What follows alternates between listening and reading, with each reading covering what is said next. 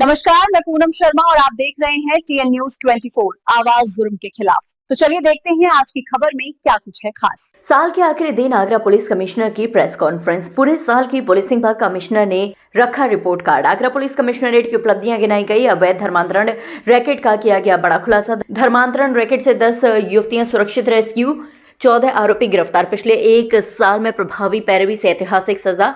2478 मुकदमों में मजबूत पैरवी कर दोषियों को कराई सजा। कुल 3646 अभियुक्तों को कोर्ट से दिलाई गई सजा। 3 आरोपियों को मिली मृत्युदंड की सजा। 446 अभियुक्तों को आजीवन कारावास। 51 अभियुक्तों को 20 साल, 119 अभियुक्तों को 10 साल की सजा। 280 अभियुक्तों को 5 से 9 साल, 2947 अभियुक्तों को 5 साल से कम की सजा। लूट, डकैती, हत्या, चोरी जैसे मामलों में भारी गिरावट। सीपी गंभीर अपराधों के आंकड़ों में आई उल्लेखनीय कमी। परिवार परामर्श केंद्र से घरेलू विवादों में भी राहत। साल भर में परिवार परामर्श केंद्र में आई 5164 शिकायतें।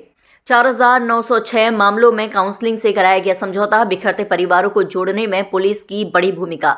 सड़कों पर स्टंटबाजी पर भी सख्त कार्रवाई। 24,354 वाहनों के काटे गए चालान। 727 वाहन सीज, 45 पर मुकदमे दर्ज। खुले में शराब पीने वालों पर भी सख्ती। 13,081 लोगों पर खुले में शराब पीने की कार्रवाई। दोबारा खुले में शराब न पीने की दिलाई शपथ। अपराधियों पर पुलिस का शिकंजा। साल भर में पुलिस और बदमाशों के बीच 82 मुठभेड़। 152 अपराधी गिरफ्तार। 96 अभियुक्त मुठभेड़ में घायल। मुठभेड़ के बाद इलाज के दौरान एक अभियुक्त की मौत। आगरा पुलिस ने कानून व्यवस्था को बताया मजबूत। साइबर अपराधों में भी आई भारी गिरावट। कई साइबर अपराधियों को भेजा सलाखों के पीछे। पुलिस कमिश्नर ने टीम वर्क को बताया सफलता की कुंजी।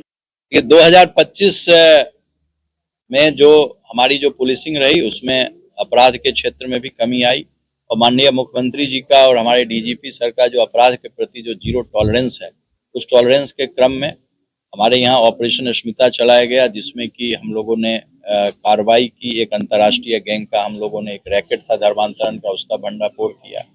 इसके अलावा जो सजाएं देनी थी, जो कन्विक्शन का जो रेट है उसमें क्वांटम जंप आया। लोगों को सजाएं दिलाने में हमने 50% से ज़्यादा, हमारा जो सजाएं जो थी वो 2024 की तुलना में सजाएं बढ़ी हैं। हमारे लिए जो सबसे बड़ा चैलेंज है 2026 में 25 में हमारे यहाँ साइबर के मामले जो हैं वो बढ़े हैं, करीब उसमें 28% की बढ़ोतरी हुई है। उसमें हमारा एक रेजोल्यूशन है जो डीजीपी साहब ने बराबर कहा है।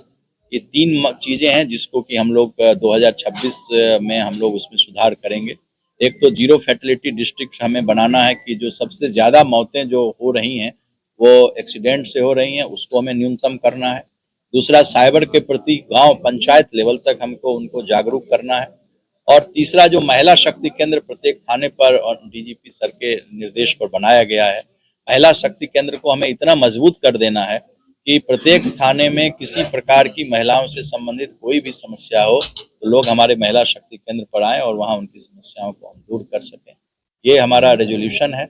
और जो कमियां 2001 चैलेंज जो हमारे शहर के लिए है, वो एक ट्रैफिक, आगरा शहर के लिए एक चैलेंज है, क्योंकि जल निगम के द्वारा भी निर्माण कार्य कराया जा रहा है फतेहाबाद रोड से लेकर के इधर यमुना तक, और पूरे शहर में मेट्रो का निर्माण कार्य हो रहा है।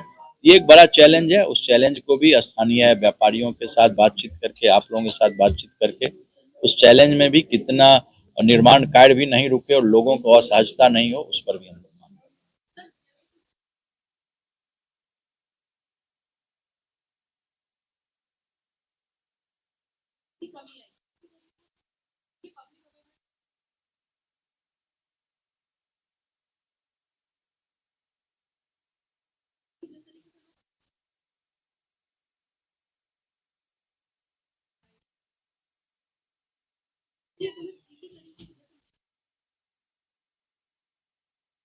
जिस तरह से मिशन शक्ति केंद्र जो डीजी सर के निर्देश पर चलाया गया, ग्राउंड लेवल तक हम लोग गए, पंचायत लेवल तक गए, वार्ड लेवल तक गए, इन दोनों चीज़ों को भी हम लोग उस पंचायत लेवल तक जाएंगे। हमारा आउटरीच का वो प्रोग्राम होगा ताकि ये जो दोनों अपराध हैं, साइबर अपराध, उसमें भी कमी हम लोग कर सकें, लोगों को समझा सकें कि इस झांसे में लोग नहीं आए।